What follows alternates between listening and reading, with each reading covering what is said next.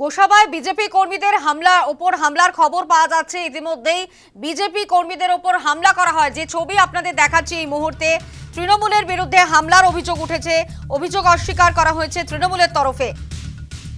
আক্রান্ত বিজেপি কর্মীরা কি অভিযোগ করছেন শোনাবো। আমার বাবা পাশে দাঁড়িয়ে আছে, এত রাব ভাষায় একটা গালাগালি করে। সেখানে আমি তখন বলছি, দেখো তোমার পাশ থেকে সহকর্মী এত বাজে খিস্তিকার মারছে, আর তুমি আমাকে আনলিগালও শেখাচ্ছ যে এক জায়গায় 10 জন টাকা আনলিগাল, তাহলে তোমার চোখের সামনে আমাকে ধরে মারছে, তুমিও মারছো, তাহলে এটা কি লিগালি? তখন বলছে অত বোঝাতে আসিস না, আমরা কি চুরি করে আছি? আমাকে বলছে তুই যা, তোর ব্যবস্থা আমি করে দিচ্ছি।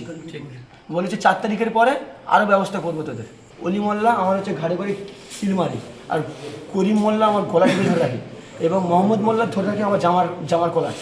সেই মুহূর্তে আমি যখন পড়ে যাই, ওরা এবার পেছন দিক থেকে অনেক লোক মিলে লাঠি লাথা মেরেছে, সেটা আমি তো নাম বলতে পারছি না।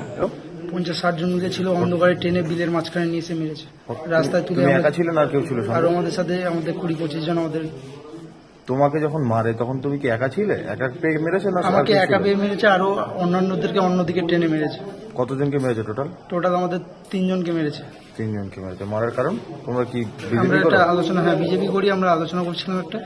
ওই কারণে ওরা চারিদিক দিয়ে হামলা করে আমাদেরকে পুরো ওইখানটা ধরে মারধর করেছে, যে যেরকম পেরেছে লাঠি ছোটা দিয়ে মেরেছে। কর্মীদেরকে একটা বৈঠক চলছিল আমাদের সাংগঠনিক কিছু কাজকর্ম নিয়ে। সেই সময় হঠাৎ করে ওখানে টিএমসির গুন্ডা, মুসলিম মোল্লা, করিম, এইরকম বেশ কিছু, আরো তার সঙ্গে রাজব গাজী, এইরকম বেশ কিছু, তার সঙ্গে 40-50 জন লোক মিলে তাদেরকে ঘেরাও করে তাদেরকে মারধর করা শুরু করে, এবং তাদেরকে 4 তারিখের পরে দেখে নেব বলে হুমকি দিচ্ছে। আমার প্রশ্ন হচ্ছে, এখানটায় গণতন্ত্রের এই উৎসবে যারা আজকের বিপত্তি সৃষ্টি করার চেষ্টা করছে, যারা আজকের এখানে গুন্ডা বাহিনী দিয়ে মানুষের ভোটাধিকার, মানুষের অধিকারকে ছিন্ন করার চেষ্টা করছে, আমরা তাদের বিরুদ্ধে আছি।